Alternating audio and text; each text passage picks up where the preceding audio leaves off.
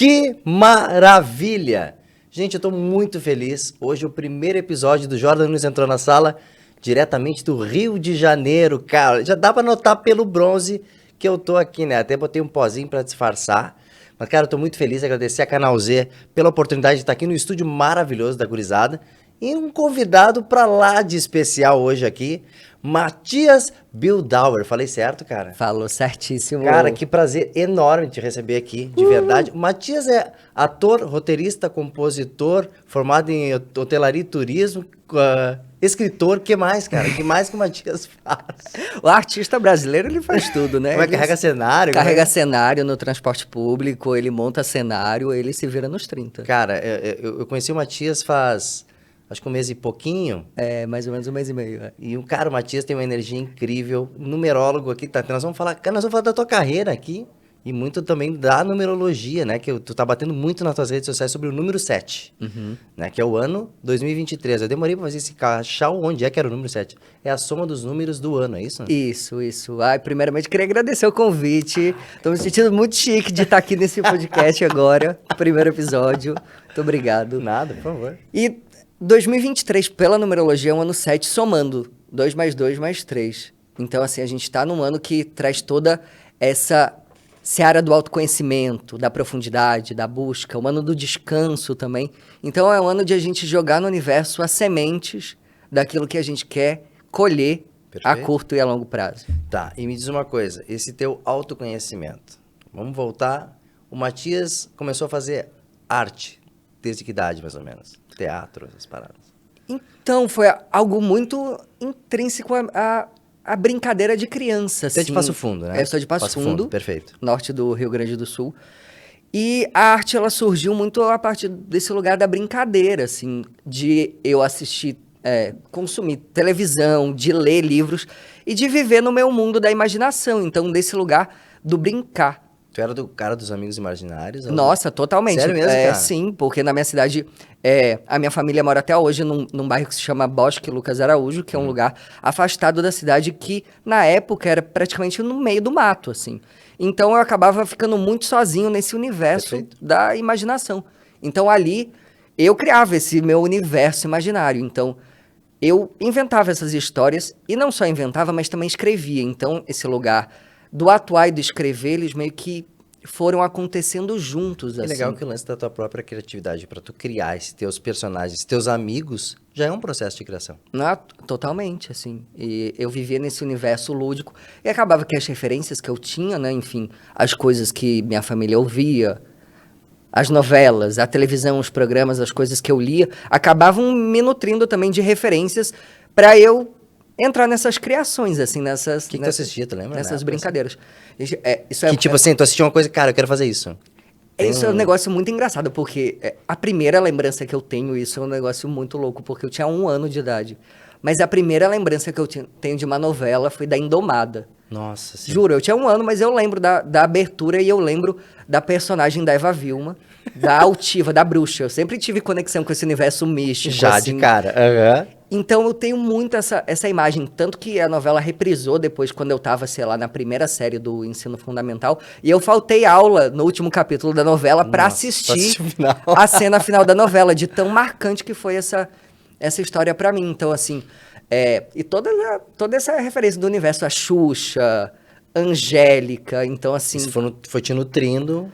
Tudo isso foi me nutrindo e eu fui criando esse meu universo da imaginação, assim. E quando eu entrei pra escola, nos meus 5, 6 anos, ali foi onde eu tive contato com o teatro pela primeira vez. Então, eu lembro também nitidamente dessa imagem, um dia quando eu estava na escola e teve uma apresentação de teatro de bonecos. E aí tinha aquele palco de madeira. É muito legal. E os professores fazendo aquele teatro de bonecos. E eu fiquei, gente, que legal isso. É muito mágico. Quero fazer isso. Quero brincar disso. E comecei a entrar nessa onda. E eu acho que foi com 6 anos, mais ou menos, que aconteceu a primeira peça na escolinha que eu estudava, que foi Peter Pan. E aí eu lembro... E são memórias muito vivas, assim. Eu lembro, eu fazia o personagem João de Peter Pan, que era aquele que usava o pijama de bolinhas e a cartola e o guarda-chuva. E eu lembro de ir com a minha mãe e fazer a roupa do personagem. Eu lembro de vestir aquilo. E eu lembro muito dessa sensação. É muito vivo, é muito forte essa sensação do estar ali vivendo esse mundo da imaginação. E aí depois eu mudei de escola, porque aquela escola só ia Até uma série. até uma determinada série. E na primeira série do ensino fundamental, eu entrei pro Colégio Bom Conselho, na minha cidade. E aí lá eu conheci o grupo de teatro. Perfeito. E aí já tinha um teatro com palco. E eu comecei a entrar nessa brincadeira. Então, assim, foi sempre muito natural. Foi sempre nesse tom do brincar, Do brincar. Que a arte ia acontecendo. Então eu fazia teatro. E eu também chegava em casa, eu pegava e escrevia as histórias que eu queria, ilustrava. Aí eu Cara, isso é mandava muito encadernar e vendia para os parentes, tipo, R$1, o meu livro. Nossa, genial, Matias. Aí eu fazia essas presepadas, assim, quando eu era criança. E isso foi me levando para esse lugar com o tempo, de entender isso como algo profissional, né? Então era algo que começou com uma brincadeira, como algo muito natural. De Passo Fundo, tu saiu para outro lugar? Aí eu saí de Pelo teatro, pra estudar, não, vou para tal lugar para estudar teatro. Como é que tu fez essa mudança de... Como é que tu saiu de Passo Fundo? Então, eu morei em Passo Fundo até os meus 16 anos. E lá na cidade, durante todo esse período, eu tive contato com a atuação, com o teatro na escola. E quando eu tinha mais ou menos 12, 13 anos, eu entrei para uma escola profissionalizante que tinha na minha cidade. Legal. E aí eu me formei e o diretor das peças que a gente fazia, que é o Marlon Brito, que é uma grande referência que eu tenho na vida, assim. Marlinho, um beijo se você estiver vendo, assistindo isso, te amo. E o Marlon é uma grande referência que eu tenho quando eu finalizei a formação profissional. Ali a gente se formava e tirava o nosso DRT. Então, eu me formei e ele morava em outra cidade, ele morava em Carazinho. Tá, e ele me chamou para participar do grupo dele, da companhia de teatro. Então, todo final de semana eu viajava para Carazinho e lá a gente montava peças, ia para festivais. E eu fiz muito infantil, né? Enfim, todo esse contexto histórico da minha criança que brincava e que fazia teatro na escola, a gente fazia muito teatro infantil. E ali com o Marlon também, nessa companhia, na Companhia Era Uma Vez, a gente acabava fazendo muita peça infantil também e viajando.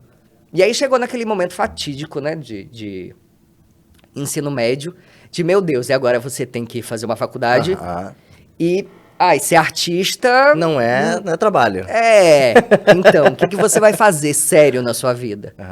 E aí, normal, né, entrei naquela crise existencial. Na época existia aquele site Guia do Estudante, né? Eu lembro que eu entrava todo dia, assim, numa crise naquele site. Meu Deus, o que eu vou fazer de faculdade? E como eu sempre gostava de criar, de planejar, eu pensei, vou fazer arquitetura. E assim, aí eu comecei a pesquisar todas as faculdades possíveis que se linkassem com coisas que eu gostasse. Perfeito. E eu acabei indo fazer faculdade de turismo e hotelaria. E aí foi... E a arte junto?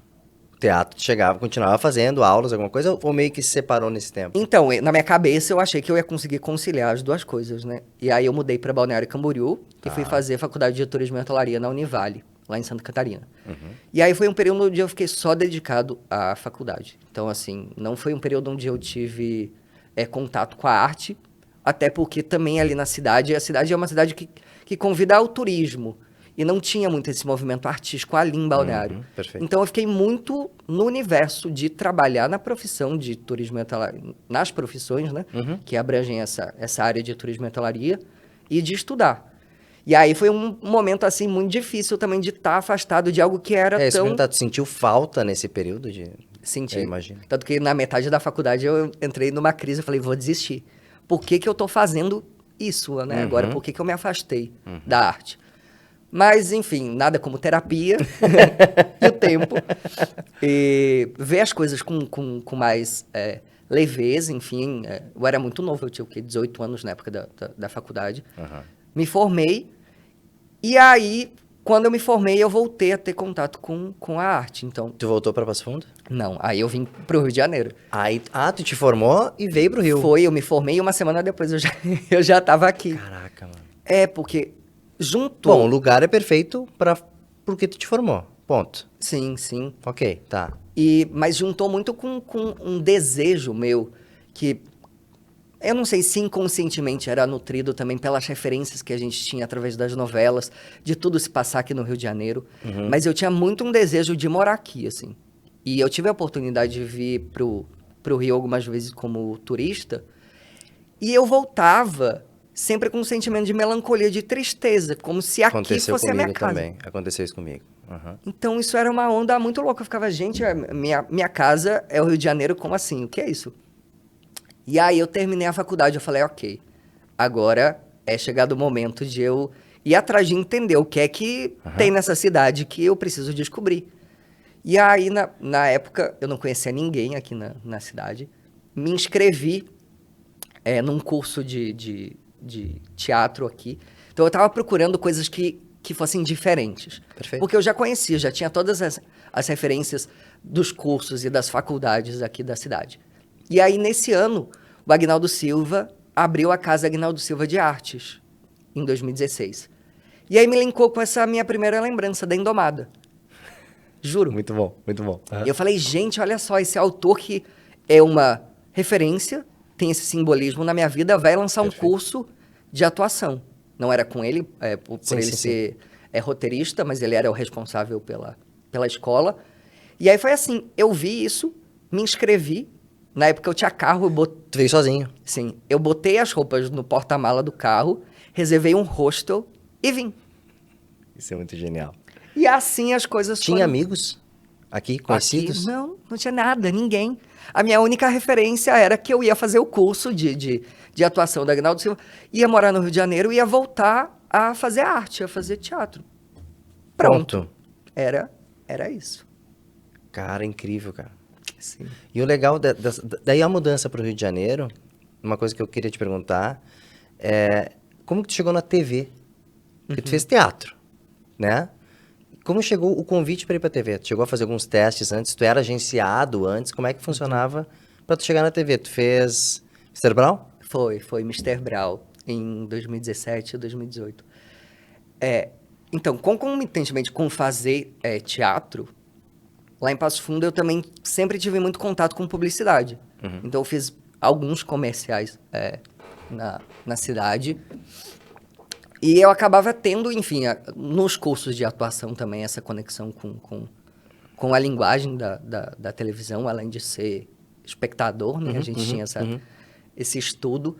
E aí, quando eu cheguei no Rio, eu me lancei a estudar, enfim, além da Casa de Artes do Aguinaldo Silva, de fazer cursos na CAL, de televisão, entrar em agências, renovar material, Conhecendo pessoas, networking total. Fazendo networking, conhecendo pessoas, renovando material, fazendo videobook, fazendo fotos, enfim.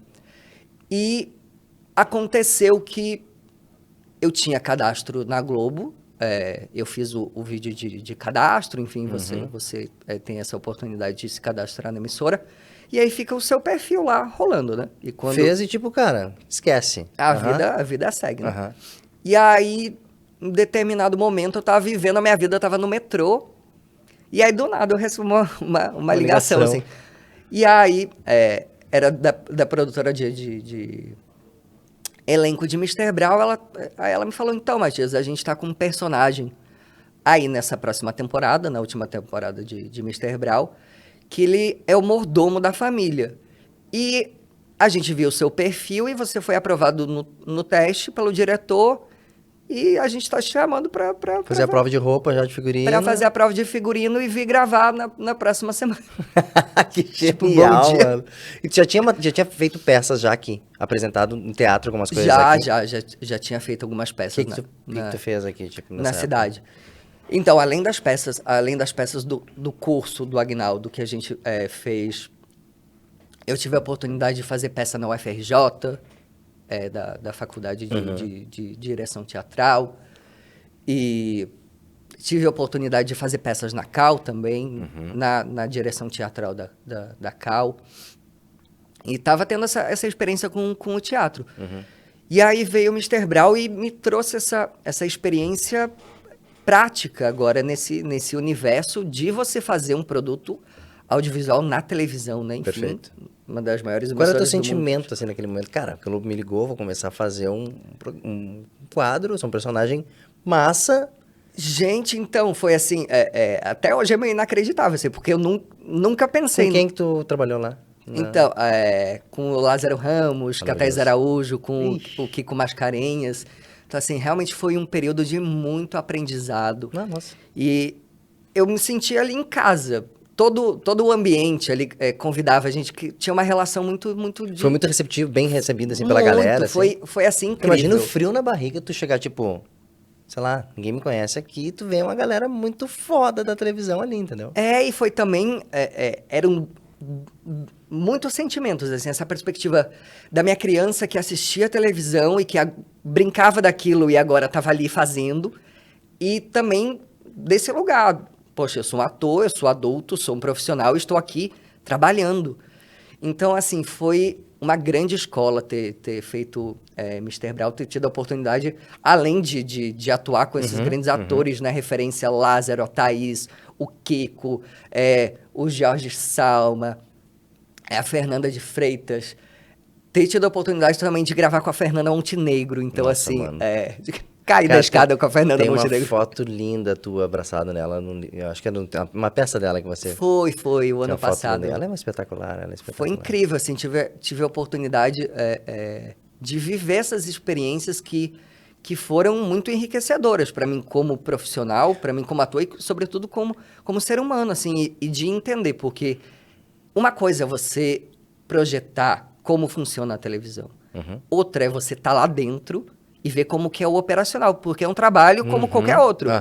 Saia de casa 2h30 antes, vai lá, pega metrô, pega BRT, pega um transporte de aplicativo para chegar no trabalho, aí você passa lá 10, 12 horas gravando, depois volta para casa, aí outro dia, e assim você passa a semana inteira. Então é um trabalho como qualquer outro, assim, que para quem vê de fora tem esse glamour, né? Esse lugar, essa magia. E tu tava num momento de vida legal, psicologicamente falando, assim, tu tava...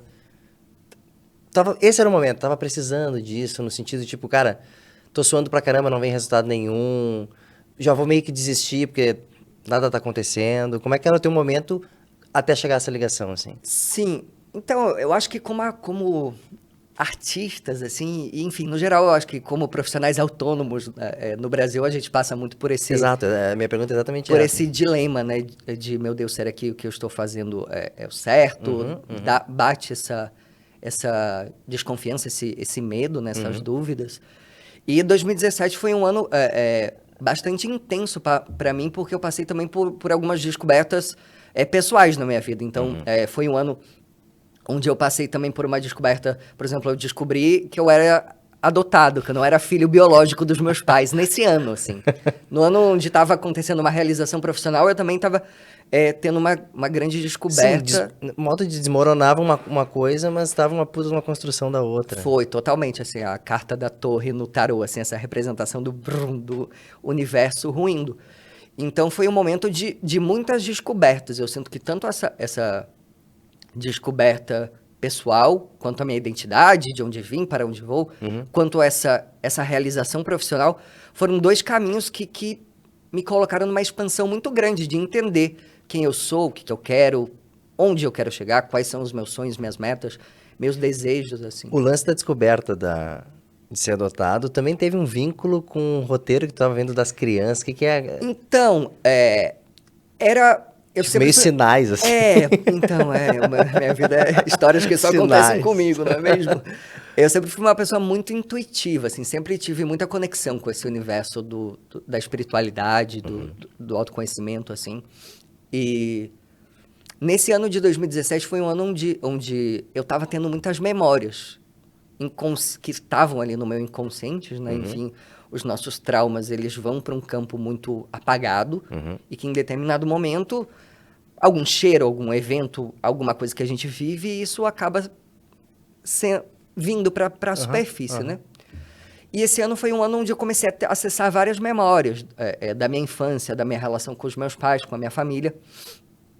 E o universo começou a ir me trazendo dentro de mim essas memórias e também nas coisas que estavam acontecendo. Então, esse período que eu estava gravando Mr. Brown, por exemplo, foi um momento onde eu estava, assim, no pico dessas lembranças e dessas sensações e dessas memórias. E aí teve um dia que eu estava gravando e as crianças estavam batendo o texto de algumas cenas do último episódio. E eu perguntei, eu posso ler o roteiro desse episódio que vocês estão lendo? Aí a galera falou, pode. Aí eu peguei o roteiro e comecei a ler, assim. E a história do último episódio de Mr. Brown era que ele descobria que era filho adotivo e ia atrás da sua família. Eu fiquei, meu Deus do céu, universo, mas o que é isso? Em todos os lugares que eu vou fica essa história. Tem uma peça também que tu fez que todos eram órfãos? Não eram seus colegas? Como é que era uma parada assim?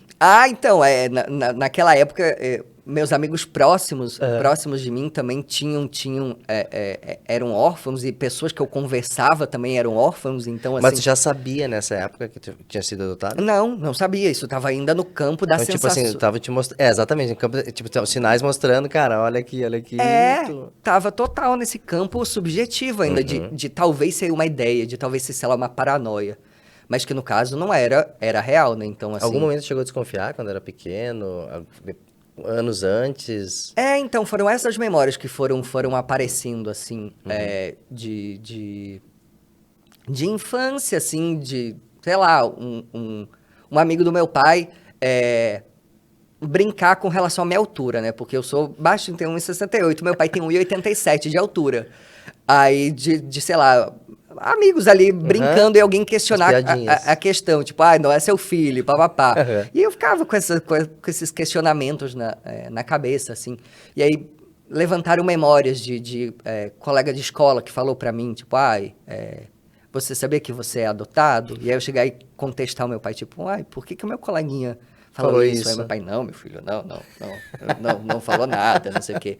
Então vários eventos foram sendo mostrados da minha infância e que culminaram nessa descoberta, Perfeito. Né? Então, através, enfim, do meu autoconhecimento, da minha busca por isso, eu acabei descobrindo e isso me levou a mergulhar fundo cada vez mais na terapia, nas terapias holísticas também, no universo da espiritualidade, de entender essas minhas antenas ligadas, de entender essa minha sensibilidade ao mundo e às memórias. E enfim. foi aí que também despertou o teu lado de numerólogo? Também, assim, eu sempre tive, né, como eu falei, eu sempre tive conexão com esses universos e no momento em que essas coisas começaram a ficar claras na minha vida, eu falei, ok, então é o momento de eu estudar, porque eu acho que quando a gente estuda, a gente traz consciência para isso e a gente traz seriedade, a gente traz profundidade, a gente traz responsabilidade e disciplina. Perfeito. Então, eu comecei a estudar tudo que eu podia. Mas era para um autoconhecimento? Para mim, total. Em momento algum, tipo, não, vou virar um profissional... Jamais, nunca tive esse intuito de trabalhar nessa área da espiritualidade, desse universo holístico, filosófico. Então, foi algo que foi para mim. E nesse momento de autodescoberta, de olhar para mim, começou a acontecer um movimento natural, onde as pessoas começaram a falar, você trabalha, você é terapeuta holístico? E aí começou a bater uma crise, tipo, meu Deus, será que eu sou isso? Será que eu tenho essa capacidade de fazer isso? E aí, no momento em que eu comecei a sentir essa procura, eu falei, ok, então já que o universo está me mostrando esse caminho... eu vou. Então eu vou, mas vou com responsabilidade. Não vamos fazer as coisas de qualquer jeito, nesse jovem místico ali, alienado, aloprado. E aí eu comecei a estudar um pouco de tudo, assim, com relação ao universo do comportamento humano e diversas técnicas de autoconhecimento. Comecei a estudar cabala, desenvolvimento mediúnico também. Comecei a trabalhar esse meu lado da espiritualidade, que me levou também a trabalhar como médium, a fazer atendimento à caridade, né? Atendimento social como médium. E acabou que isso se tornou uma profissão. Eu comecei a levar isso, a juntar esse meu universo da arte com o autoconhecimento também. As coisas começaram a andar mais pra ti, Matias, quando tu aceitou as coisas? Você falou tudo, completamente. É mais ou menos essa tua... Totalmente, assim, no momento em que a gente aceita esses convites, né, do universo, que eu parei de oferecer resistência. Exato. Porque a gente cria muitas ideias e muitas crenças de como a gente quer que a realidade seja. Mas o como a realidade vai ser é muito mais legal, porque é o que nos surpreende, né? O que traz esse pirlim-pim-pim, essa magia. A gente, me corrija se eu estiver errado, a gente vem com características, a gente estava conversando até meio no Uber, né? Características, e a gente veio para trabalhar essas características, esses potencialismos nossos próprios que cada um tem individual. A gente renegando isso, a gente trava muito o nosso andar pela vida. No momento que tu começa a trabalhar, estudar, entender isso, as coisas começam a andar. Totalmente, assim, eu sinto que o processo de autoconhecimento é literal a palavra, não é algo que a gente vai se conhecer para ir atrás de alguma coisa lá fora, mas o autoconhecimento, ele vem para a gente relembrar aquilo que estava esquecido, que é a nossa essência, e que através, por exemplo, de um mapa numerológico, a gente vai traçando esses arquétipos. Que é uma palavra hoje muito usada, né? Esses signos, esses arquétipos do nosso ser. Então, muito o nosso processo de autoconhecimento é de a gente ir quebrando essas ideias, essas crenças, essas... É difícil, né? Bem difícil. Não, acho que para nós todos é... Não, totalmente. Assim, o processo de autoconhecimento não é fácil. Dói. Porque a gente vai se confrontar com o nosso ego, que quer ter controle sobre as coisas. O nosso ego, ele quer que as coisas sejam do jeito que ele acha que as coisas têm que ser. Então... ok, vou ali fazer Mr. Brown, aí dali eu vou sair e vou fazer uma novela, dali eu vou fazer um outro trabalho, e enfim, tudo vai ser linear como o ego quis. Só que não. As coisas não são assim. Então, o processo, como a Kabbalah fala, né? É como se tudo descesse para a realidade física em cascas. E o nosso objetivo é quebrando essas cascas para acessar a alma. Então, o meu grande processo interno é esse, assim, de quebrando essas minhas cascas e essas minhas certezas sobre a vida e me permitindo aceitar mais as coisas e aceitar esses convites. Entre esses cursos, autoconhecimento, as coisas que tu passou, as coisas que a terapia te ensinou, tu lançou o livro que, cara, cadê o livro? Não tem o livro aqui, não trouxe o físico. Por quê? O último livro tá com quem? Conta pra mim. Fala pra mim com quem que tá a último livro físico. O último exemplar, então, eu lancei esse livro por uma... É uma jornada dentro de mim. É uma jornada dentro de mim. Foi uma história que eu escrevi durante... Se puderem jogar, a produção puder jogar na tela pra nós aqui, por favor. Alô, produção! Ó, tcharam! Capa maravilhosa, feita linda, pela minha amiga Carol Gali, maravilhosa, que fez esse desenho maravilhoso. Meu amigo Heitor fez a finalização dessa capa, coloriu. Tá bonito isso mesmo. Tá bonito isso mesmo. Tá lindo, tá lindo. E... Então, eu lancei esse livro em 2018, final de 2018, começo de 2019, enfim, artistas independentes, não é mesmo? E aí eu lancei por uma plataforma que se chama Booktwo, que é uma plataforma online que você cadastra os seus livros e ela distribui através de impressão sob demanda. E aí eu imprimi alguns para dar de presente para os meus amigos. E aí eu tinha uma unidade em casa ainda. E eu sou muito fã de Ivete. E aí, o ano passado, eu tive uma oportunidade de me encontrar com ela. E aí, eu levei esse livro pra... Autografei aqueles, né? Autografei o livro. Mas, pô, claro, não é mesmo? E aí, autografei e levei pra ela de presente, assim. E aí, tive a surpresa, né? Ela divulgou nas redes sociais. Sim, eu vi o vídeo no teu Instagram lá, cara. É maravilhosa. É maravilhosa. Ivete, assim, Ela chegou a assistir uma peça tua. Então, a gente produziu a peça dessa história, porque o negócio foi o seguinte, enquanto eu estava fazendo o Mr. Brown, eu conversava muito, fui muito, assim, abraçado e acolhido pelo Lázaro e pelo Kiko e por toda a equipe. E a gente conversava muito sobre esse lugar do artista que se produz, né? Como a gente conversou falando, né? O que artista não faz? O artista, ele se vira, faz tudo. E aí a gente conversava muito sobre esse lugar. E como eu sempre escrevi, e eu queria colocar essa minha escrita no mundo, assim, dar voz às pessoas que estavam próximas a mim, às coisas que eu vejo na realidade, aquilo que é muito caro à minha essência, à minha alma, assim. E aí eu comecei esse processo de escrita desse livro. E a gente esse livro, ele tinha o objetivo de ser uma peça. Então, em 2019, eu comecei o processo de produção, né? Por que eu falo a gente? Porque nessa história estão envolvidas Louise Cloys e Carol Reichert, que são... Um beijo, amo vocês, que são, assim, minhas amigas, e que entraram, assim, de corpo e alma nesse projeto, e a gente começou a produzir para estrear. Só que aí temos uma pandemia entre nós. E a peça já estava praticamente montada, pronta. E aí, durante a pandemia, a gente inquieto, fechado dentro de casa, né? Eu queria muito dar vazão a essa história.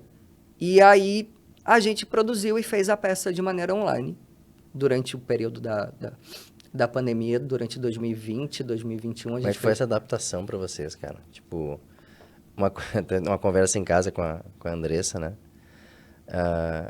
Eu tinha recém parado com a música, 1 ano e pouco, né? 2 anos, mais ou menos.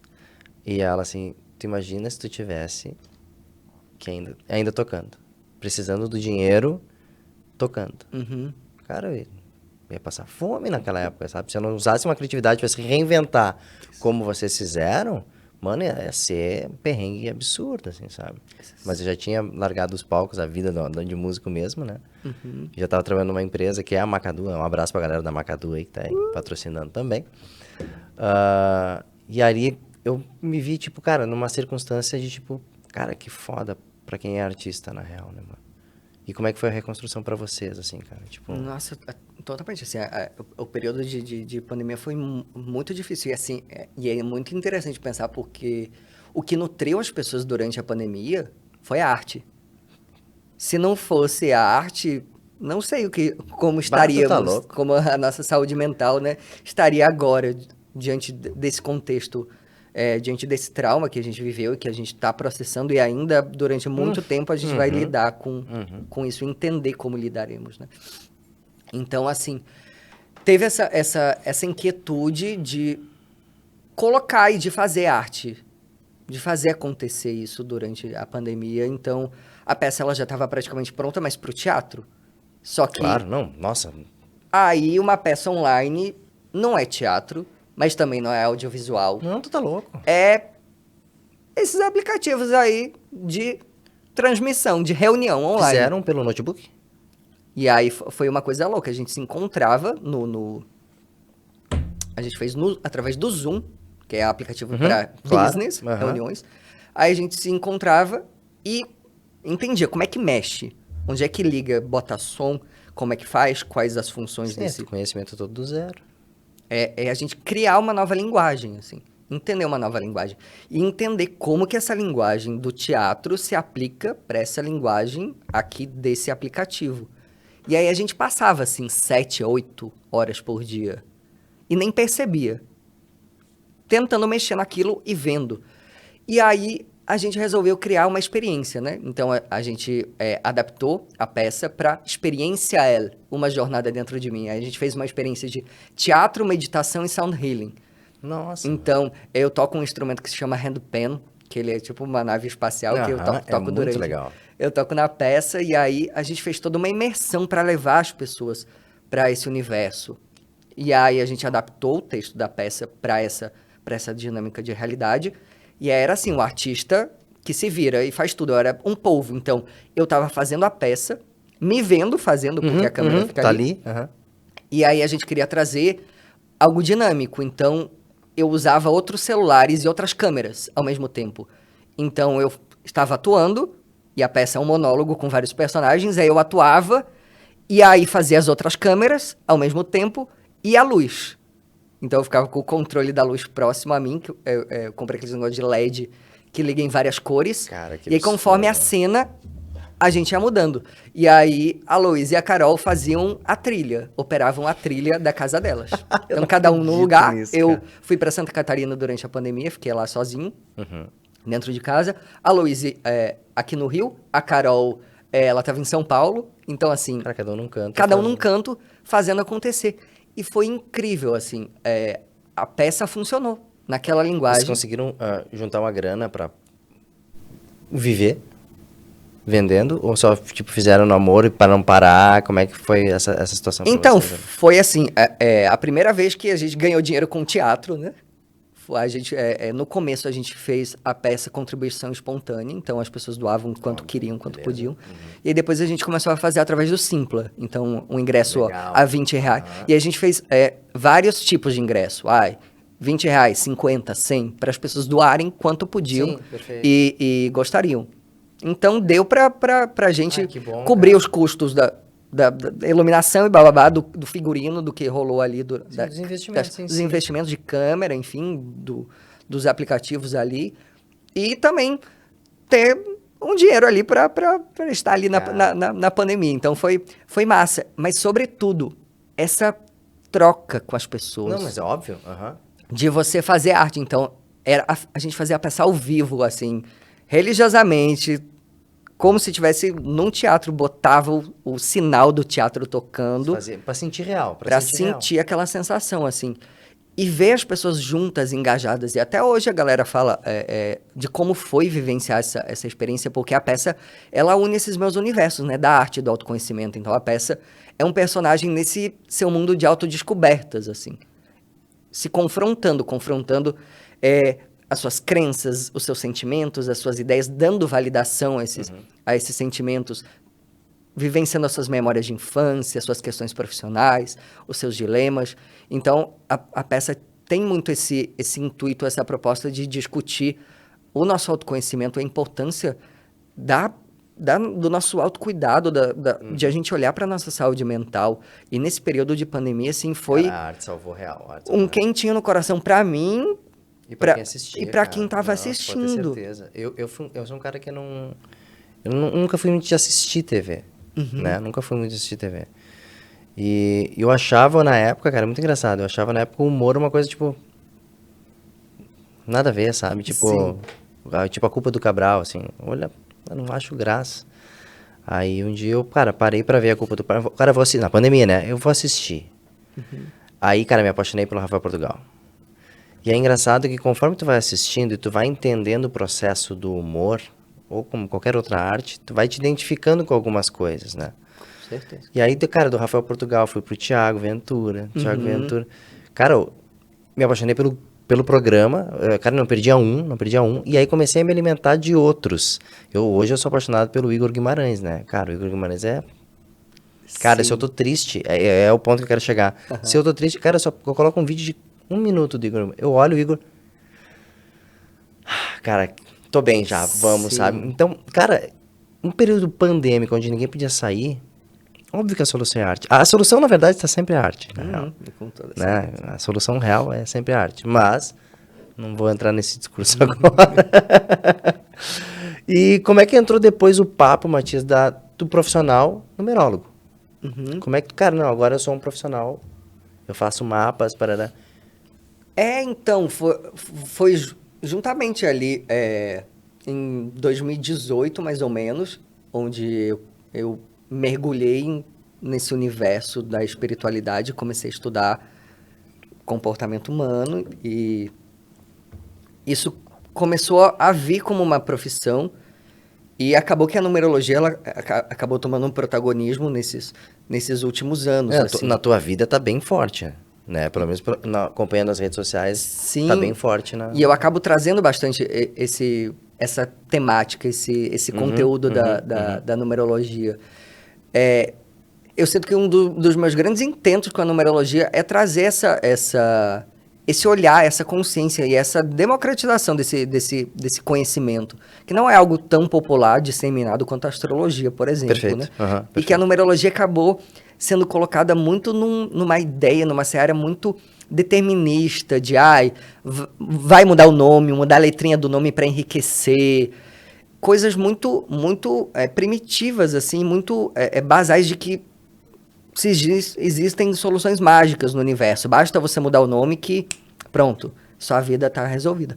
Se fosse assim, a gente não tava aqui no planeta Terra 2023 passando por tantos perrengues, né? Então, assim, o meu intuito é muito resgatar a base desse conhecimento, que é uma base muito profunda, e que chegou no Ocidente através de Pitágoras. Então, o Pitágoras que a gente conhece ali pelo teorema, que a gente estudava na escola, né? Na matemática. O conhecimento da matemática e da numerologia sempre esteve linkado, porque você estudava os números e estudava a interpretação da qualidade desses números. O que é que significa por trás disso. Perfeito. E que Pitágoras trouxe isso de todos os estudos e conhecimentos dele, através da Cabala, através dos estudos de outras numerologias ali no Oriente, no contato, né, com os cabalistas e no contato com essa galera. Então ele fez essa adaptação desse conhecimento e através disso ele foi levando adiante, né? Ele adaptou para o alfabeto grego também, então fez essa transposição das letras para os números e acaba que essa numerologia que a gente se utiliza aqui no Ocidente, ela é muito pautada nessa base do Pitágoras. A numerologia, de modo bem ignorante falando, a numerologia, por que é importante tu fazer uma numerologia? Por exemplo, eu quero fazer numerologia. Por que as pessoas buscam a numerologia? Se conhecer. É o processo também de autoconhecimento. É um processo totalmente uma ferramenta de autoconhecimento, porque ela vai revelar muitos arquétipos, né? Muitos símbolos da gente. Então, como a gente opera, como a gente se comporta, como a gente age. Características. Características, assim. Então, através do nosso nome, da nossa data de nascimento, e a gente abre um mapa que vai trazer aspectos da nossa essência, alma, de como a gente é visto, da nossa imagem, como as pessoas nos enxergam, das nossas habilidades. Então, como que é essa correlação entre o que eu sou e como eu sou visto? O que a gente está aprendendo nessa realidade, nesse jogo aqui, nesse game que a gente está inserido? Tu usou uma expressão, a gente está vindo para cá, tu usou a expressão como se nós estivéssemos num videogame.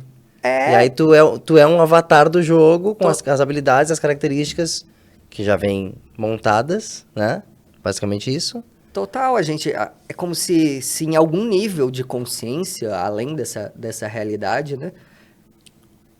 Com as consciências da nossa ancestralidade, da nossa família, meio que se criasse esse ser, esse avatar, esse ser que veio aqui para esse jogo, que vai ter esses arquétipos, essas características. Então, algo muito legal que Pitágoras fala é que a gente conhece o nosso mapa numerológico para aprender a desconhecer ele. Então, é muito esse processo, na realidade, de a gente se identificar com as coisas para depois se desidentificar, desconhecer. Então, assim, você conhece esses arquétipos.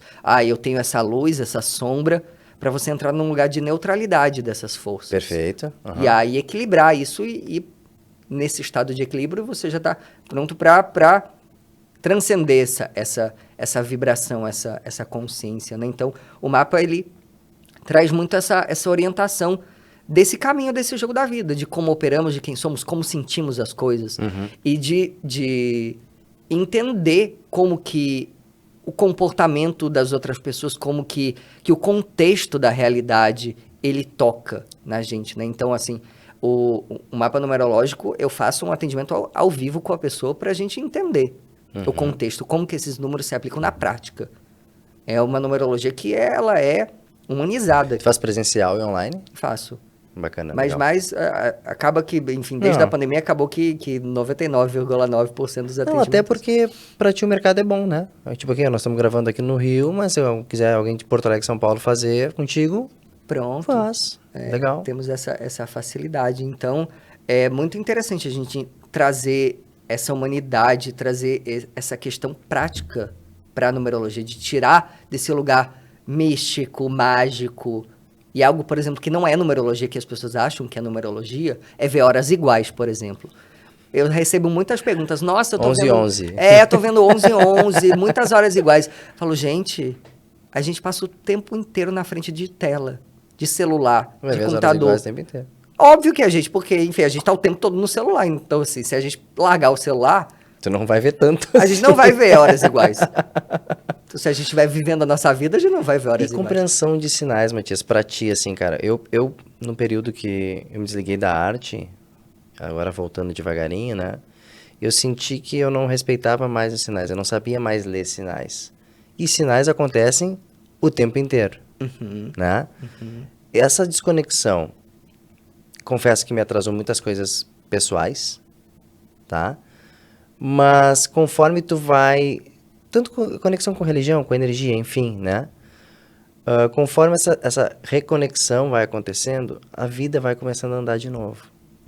Isso tem algum sentido na questão como assim, como é que eu falando de arquétipo, de como é que a galera fala, eu esqueci, eu sou tão jovem que eu esqueço os memes, cara. É Saturno, como é que é?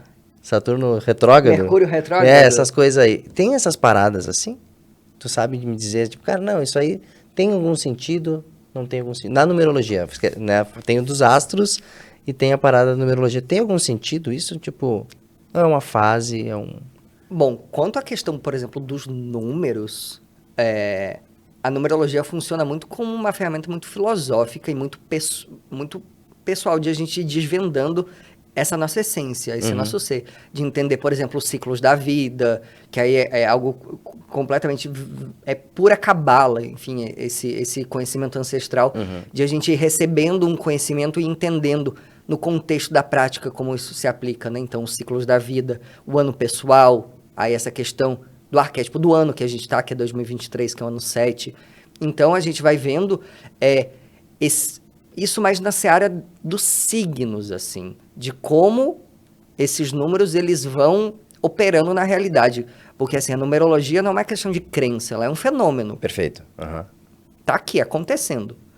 E conforme a gente vai estudando e entendendo, a gente vai vendo, opa, esse evento aqui tem muita conexão com o ano que a gente tá vivendo pela perspectiva da numerologia.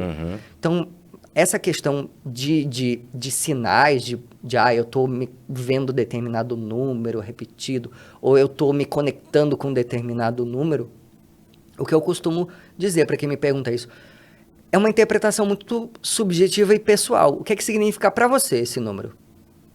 Para você, qual é a representação? Por exemplo, eu tenho um número que é o... Cara, na época eu jogava futebol, era sempre a mesma camisa. Até hoje, tipo, eu uso sempre o mesmo número, que é o 14. Se tu me perguntar o que significa pra mim, cara, parece que me traz sorte. Pronto, é exatamente isso. Minha fé diz que isso aqui me dá sorte. Cara, até olha que bizarro. Eu tô aqui com... Deixa eu tentar tirar aqui. Isso aqui, ó. Uma amiga achou lá tava na festa no Cibic, no chão. Aí eu peguei no chão e disse, isso aqui vai me dar sorte. E botei no dedo e, né. Cara, eu sou um apostador, adoro aposta. O que acontece? Comecei a acertar as apostas que, tipo, há muito tempo eu não acertava. Não tirei mais do dedo, mas nem pra tomar banho, entendeu? Adoro. Sabe? Então, eu sempre fui esse cara de, tipo, cara, aconteceu uma coisa muito legal e eu tava com esse copo. Agora vamos... Esse copo é o parceiro, sabe? O amuleto. E eu perdi isso por um tempo. Agora eu voltei a ser assim. E isso me ajuda muito. Claro. E aí tu fez um detalhe muito legal, a gente tava conversando em off ali, que tu coloca números nas portas da tua casa. Qual é? Sim. É alguma coisa nesse viés? É nesse lugar de a gente ir trabalhando essas simbologias, esses amuletos, né? É esse lugar de a gente se identificar para se desidentificar depois. Mas que isso parte de uma intenção, de um puro intento, de uma lei, que é a lei do puro intento que está dentro da gente. Então, assim, você colocou nesse anel essa intenção, que é o anel da sorte. Mas essa sorte está aí dentro de você e que você projetou nesse objeto. Então, eu gosto muito de brincar com esses arquétipos dos números, por exemplo. De escrever um número e colocar numa porta, numa parede, para eu olhar para aquele número e ir me conectando com aquela energia, com aquele arquétipo. Então, por exemplo, a cor amarela, ela é uma cor que nos conecta com uma... Enfim, aí a gente pode ir para todo lugar do marketing, né? Da psicologia das cores e de como isso funciona nessa análise e nesse universo, né, do nosso inconsciente, né? Da neurociência, enfim. Tudo aciona gatilhos e informações pra gente. Tudo está comunicando alguma coisa no universo. Então, assim, uma cor amarela, por exemplo, ela comunica expansão, ela comunica alegria, e ela está conectada muito com o número 3, que tem esses arquétipos, da criança, da alegria, da diversão. Então, eu gosto muito de brincar com isso, assim. Então, eu sinto que a gente passa por esse processo de brincar com essa identificação para entender que está tudo, na verdade, dentro da gente. Pra entender que a gente não... Só que a gente não consegue, se a gente não, parece, no meu ponto de vista, parece que se a gente não enxerga, a gente não consegue depositar essa energia, saca? Uhum, Pelo claro. menos no grosso modo falando aqui, Sim, né? sim, não, e faz todo... Porque a gente tá materializado numa realidade física. A gente... Exato. Mesmo acreditando nós, no caso, aqui conversando, no espíritos, energia, a gente não enxerga o cara, mas precisa ter alguma coisa física pro cara depositar. O ver pra crer, né? Por exemplo, assim, Sim. os santos, né? Pô, por exemplo, eu sou da religião de Umbanda, né? Uhum. Eu tenho lá meu preto velho, Sim, sabe? sim. Então, e se tu tira, parece que... uso guia, né? De Aham, proteção. aham. Eu gosto muito de estar com ela, porque ela me traz uma força de proteção. Claro. Mas se tu for cético pensar, cara, é um colar. Não tem nada. Mas não, a energia que eu coloco, a energia que tu pensa, que tu foca, e é o que, na verdade, é o que te faz acontecer, pelo menos pra mim, faz todo sentido, te faz andar, Com te certeza. faz focar, sabe? Uma coisa que é no momento que tu pensa, assim. Então, quando tu olha, coloca aquele número que pra ti faz sentido, é como se fosse um santo, é como se fosse qualquer objeto que te faça refletir ou focar numa energia que vai te fazer bem. Com toda certeza, assim, e eu costumo trazer essa consciência para as pessoas que se atendem comigo, que fazem mapa numerológico comigo. Então, eu sempre disponibilizo um material que tem arquétipos, frequências, energias que se conectam com os números. Então, por exemplo, eu tô precisando me conectar mais com a minha comunicação, com a minha expressão. Então, sei lá, bota uma roupa amarela, se conecta com o amarelo, que aí você vai falar para o seu inconsciente. E essa vibração e essa energia também vai se conectar com você. E aí, inconscientemente, energeticamente, você vai acionando essa vibração e acionando essa consciência. Então, é muito de a gente se utilizar dos recursos que a gente tem na matéria para ancorar determinada coisa que, na verdade, parte da gente, né? Isso que é o legal. A gente começa a ser mais autorresponsável pelas coisas. Então, entender que não é... que Deus não está lá fora, que não é o santo, que nada está lá, que é aqui. É aqui dentro da gente, né? Voltando para a peça, né? A peça se chama Uma Jornada Dentro de Mim, porque fala muito sobre essa descoberta do personagem, esse olhar para suas questões e a sua autorresponsabilidade, né? Em olhar para isso e se ver como um ser criador da realidade também, né? Entendendo que somos criadores coletivamente, né? Que a gente se interfere o tempo todo através do nosso campo eletromagnético.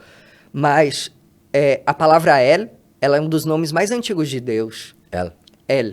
E que ela significa canal, acesso. Então, é quando a gente se faz canal, acesso, para receber essa energia, a gente se relembra de uma potência, de tipo, poxa, não tá fora. Ontem eu tava conversando muito com minhas amigas sobre isso, né? Que a gente tem muito essa tendência a projetar no fora. Tipo, alguma coisa deu certo, então, nossa, que bom, Deus quis que deu certo. Ou alguma coisa deu errado, foi porque Deus não quis. Não. Foi porque as nossas ações individuais e coletivas conduziram a esses eventos, né? Então, assim, eu sinto que a gente está numa fase, como humanidade, de voltar para dentro, de relembrar, né? Estamos no ano 7 aí, que o ano 7 fala muito sobre esse voltar para si e entender que nada está separado, né? Não existe dentro e fora, é tudo aqui, eu e você, e todo mundo junto, criando essa dinâmica de realidade, né? Matias, a gente vai meio que se encaminhando pro final. Já. Depois passa voando, né? Voando. Passa voando. Mas eu queria saber, cara, mais sobre o ano 7. Exatamente o que tu tocou agora no assunto era o pedido da produção ali. Fala um pouco mais sobre o ano 7. Maravilhoso. Então, a gente entrou nesse ano numa travessia, assim, que nos convida a ser mais sóbrios, assim, a olhar mais para dentro, a ter mais paciência, porque as coisas elas não vão acontecer assim de uma hora para outra. Não é um ano de, meu Deus, muitas prosperidades. É uma frequência diferente dos últimos anos que a gente... Seria um ano de plantação? É um ano de semear, de plantar. Falou tudo, assim. É um ano de a gente buscar semear aquele projeto, planejar aquela ideia, aquele sonho, de estudar, de fazer aquele curso que a gente gostaria. É um ano de se permitir ser. De se permitir também descansar, de se permitir não fazer nada. Não fazer nada. Se permitir existir, assim. É um ano de se conectar com a sua forma de se conectar com a espiritualidade. É um ano científico também, então assim, e é um ano que tem aí um 2 e um 3. É um ano 7 na soma, mas tem um 2 e um 3. Então a gente fala de um ano de profundidade nas relações, de trocas profundas. Então é um ano também, o 7 nos convida a olhar para dentro, então é um ano que ele fala muito daquilo que estava oculto. Então fala dos nossos traumas, das nossas feridinhas emocionais aí não resolvidas, que isso tudo vem à tona para ser olhado. Então não à toa a gente está vendo hoje na mídia muitos términos de relacionamento, né? Então assim, é um ano que mexe muito na profundidade das relações. É um ano dos términos e é um ano também dos casamentos, né? Enfim. E a realidade é muito, muito óbvia, simbólica, né? Então a gente está vendo aí um ano que mexe muito com a comunicação, com as ciências, tecnologia. Então a gente está vendo aí todo o boom das inteligências artificiais que já são criações de muito tempo, mas que agora veio, popularizou. Então é um ano onde pode ser que a gente tenha cada vez mais avanços científicos e nessa área de como a gente se intercomunica. Para aí chegar lá o ano que vem, num ano completamente ação, materialização. Pra galera, então agora, a gente, cara, é o ano da plantação, ano de focar nas coisas que tu quer, mas também com uma certa leveza. Totalmente, na tranquilidade, assim. Exercitando essa... É um ano que convida a virtude da tolerância, da espera, da calma, que a Kabbalah fala muito, né? Do pause. Pausa, respira. Vamos exercitar isso. E por conta disso, de todo esse convite dessa egrégora, a gente está voltando com a peça esse ano presencial. Ela, Uma Jornada Dentro de Mim, vai acontecer agora no segundo semestre de 2023. Agora, finalmente, nos palcos, no teatro, aqui no Rio de Janeiro. Então, a gente está nessa onda produzindo. E eu sigo escrevendo, enfim, produzindo outros materiais, outros conteúdos para audiovisual, para teatro. A gente vai colocar tudo que tiver de contato teu, para numerologia, para tudo a gente vai colocar na descrição do vídeo aí. Matias, cara, assim, ó, sem palavras, eu ficaria aqui umas mais 4 horas também, gente, voou. Contigo. Mas a gente pode seguir só, depois a gente desliga aqui. A gente vai pro problema de vocês. Mas, gente, agradeço demais para quem prestigiou aqui o Matias. Matias, obrigado de verdade, querido, viu? Muito agradeço obrigado. Também aos apoiadores, o Mama Veg, maravilhoso restaurante vegano, Florianópolis e Santa Maria, Beer Porto Alegre, o melhor chopp de Porto Alegre, vai lá no Estados Eucaliptos, lá e ó. E Macadu Live, a plataforma de conteúdo da área da saúde, só que ó, essa aí eu não posso falar muito porque, né, tô lá dentro e tal, aquela coisa. Mas, gente, daqui 1 mês sai o próximo vídeo e vocês, breve lá, seguem no meu Instagram, @jordanunesb, vai estar lá o nosso próximo convidado, que é colega de trabalho do Matias. Ai, meu Deus. Gente, grande beijo. Até mais. Tchau, tchau. Um beijo. Querido, obrigado de verdade. Gente...